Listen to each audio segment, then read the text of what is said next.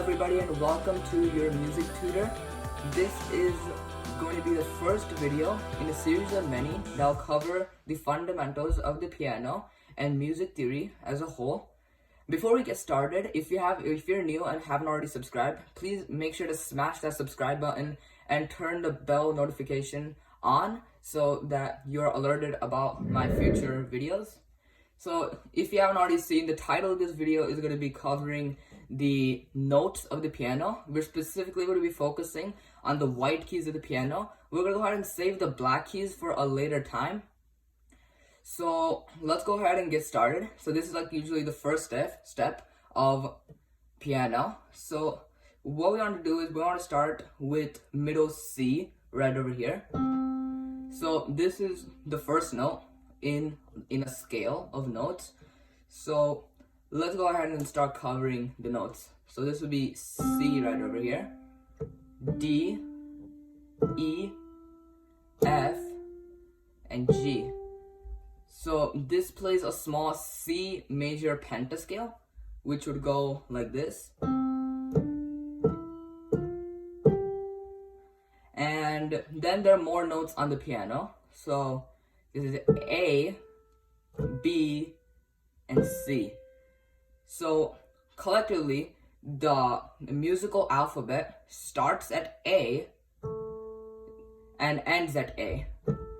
So it goes from A to B, C, D, E, F, G, A, and it stops right over there.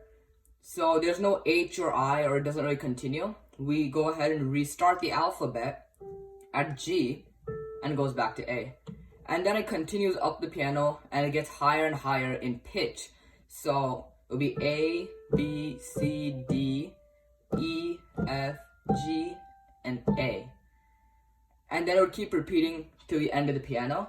And that's pretty much the same for the lower notes as well. So it'd be like A, B, C, D, E, F, G, A. So that is the basics of note naming. And it's suggested that you get practice with this and get used to this skill, as these skills usually continue building on with each other. So these are like all the white keys, and this pattern would be repeating throughout the entire piano. So if I were to pick a note on the piano, let's say any note, and you may want to pause the video and think about what note I'm about to play. And I'm going to play a note, and you try guessing the note and try figuring out which note it is using the fundamentals of the music alphabet. So I'm going to play a note,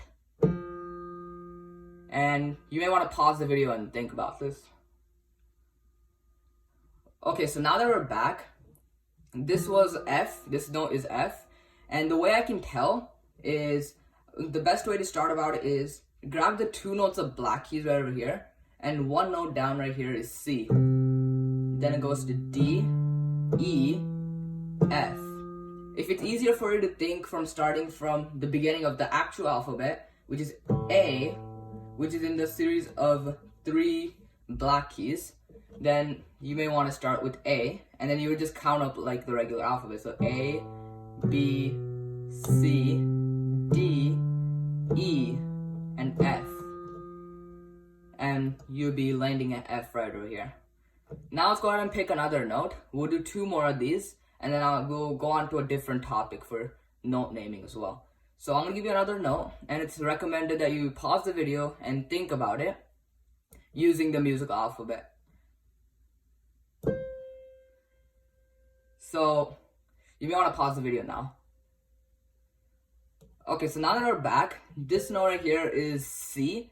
The way I can tell is because it's between the 2 black keys, and it's away from the 2 black keys, and it's towards the left side of the black keys. So this is the way to tell. If it's easier, you can obviously start with A. So A, B, and C. Alright, let's do one more. So I'm gonna go ahead and come up with another random note. So pause the video and think about it. Alright, so now that you've thought about the note, this note is G. The way I can tell is you can go ahead and count up from the two black keys and use C or middle C as your relative point. So this would be C, D, E, F, G. Okay. Another thing to note are things called octaves on the piano. So an octave is a span of about 8 notes, that covers the same note. So for example, we have C right here, but C is also located up here, up there, and onward throughout the piano. And that can be also traced back to the lower notes as well. So if it's C down here, it could be C here and C over there as well. So those are the basics of the note naming. So it doesn't matter like which octave it is. It's not really going to change the note. It's best to be aware that the note doesn't actually change. It just gets lower in pitch as you go lower down the piano, and it gets higher in pitch as you go higher throughout the piano. So now let's move on to another topic, and that is physical written sheet music of notes. So usually what we see around here is the staff, and we see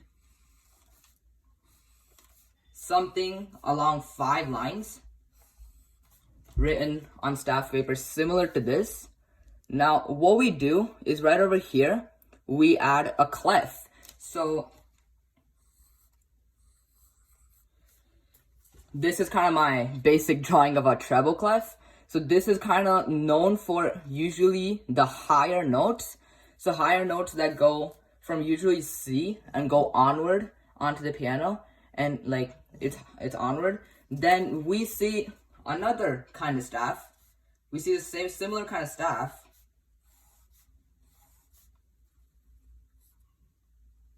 But then we see this right over here, which is the bass clef. So it's important noting the differences between the treble clef and the bass clef.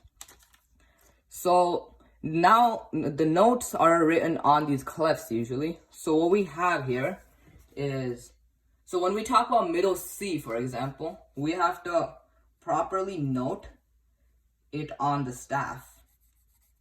So this right here is a C on the treble clef. You can tell it's a C because it's the first ledger line. So this line that kind of gets additional away from the actual staff lines are known as ledger lines. So it's on the first ledger line, and this tells us that it's middle C, which is just pretty much this same note right over here. So that's the first note that we would want to know. Then it kind of moves up the scale. This note right over here is D. So D is right after C. So this is C, and that's D. And this is something called a space note. So a space note are notes that fall between lines of the musical staff. So a line note, for example, would be something along the line of E. E is a line note, and we can tell this because it's on the first line, and it's going, the middle part of the note is going right through the first line. So this is how we can tell that this note is an E on the piano, which would be this note right over here. So then we would keep going. So then this would be F right there. So that's F. And then what we would do is you would increase by 1 letter name until you reach G. So G is this note right here, which would be this note on the musical staff. So these are the first 5 notes that you definitely want to get a solid grasp of. Since this information builds on itself, it's pretty important to pay attention during the early phases of this. So So this is C, D, E, F, and G. So on the piano, it would be C, D, E, F, G. So after G, we don't go to H or I, but we start repeating the musical alphabet. So let me extend our musical staff a little bit. And the next note would be going back to A. So this note is a space note. So if anyone asks you the difference between a line note or a space note, a line note is when the note, the physical note, goes through the line like this. A space note is in the middle of two lines. The middle of two lines. And it ends up covering the entire space altogether. So this right here is a space note since it is in between, it's in the second space. So this is the first space, second space, third space, and fourth space. And this is the first line, second line, third line, fourth line, and fifth line. So those are pretty important fundamentals to know. So this is A, which is right here. And it's the beginning of the musical alphabet again. Then the next note we have is a line note. This is B. B is this note right over here. And then after that, we reset the whole pattern again. And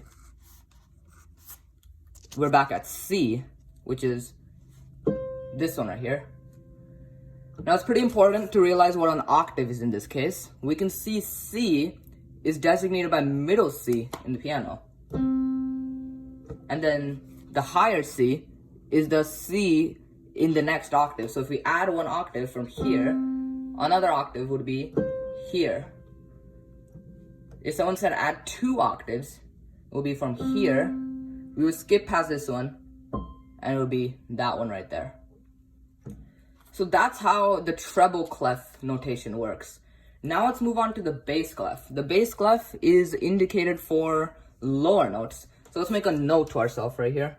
So this is for higher notes.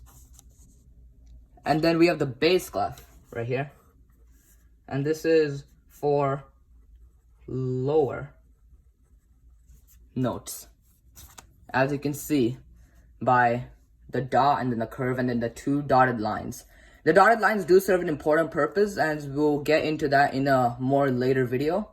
But for now, it's important to know the fundamentals of these basic notations right here. Usually, instruments such as a tuba, saxophone, and trumpet prioritize the bass clef as their method of reading notes, while like other notes such as flute utilize the treble clef because of the higher note frequency. So for the bass clef, the note naming is quite crucial. So it's best that you practice it ahead of time. There's a pretty good application available on the App Store for extra resources. It's called Tenuto. I'm pretty sure you have to pay a little bit for it, but then you can get some note naming exercises, and you can like choose the clef you want to pick and practice it as you wish. So either way, let's go ahead and focus on the bass clef. So I extended the staff, and C works pretty similarly. So the first note we kind of learn is C. So that is this note here, but it's on the bass clef. So you have to be very careful because a lot of people may go ahead and make the mistake of saying A, which it's not A, but it's C because you have to pay attention to the clef. And this note would be one octave below middle C. So we know middle C as being right here.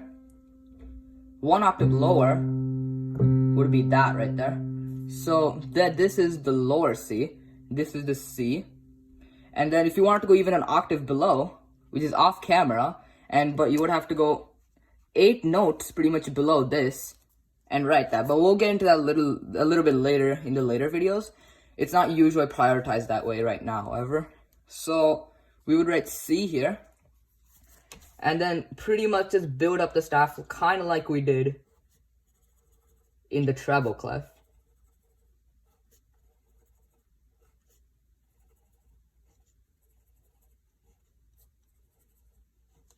So here we go. So this is the complete lined pattern of the scale, but in the bass clef. So similar pattern, but if you realize once we get here, I start slowly flipping the notes. It's technically supposed to be flipped to G. So this one right here. So this right here is D. This is E, F, G, A, B, and then C. So similar pattern, pretty much the exact same stuff, but we're on the lower scale. So this would be starting, instead of from here, starting from here. And then we would just go up the scale again. So C, D, E, F, G, A, B, C. So there you go. And that is how the basic staff pattern works. And yeah, so it's very recommended that this is a pretty practice skill, because the stuff, as I mentioned, builds on itself as you keep progressing in music. So I'd suggest that you practice the skills beforehand to get a solid grasp of them. And yeah, that's pretty much it. We'll go ahead and cover the black keys in future videos coming up, and we'll get into more of the concepts that will come in the next video. But either way, happy practicing, and thanks for watching.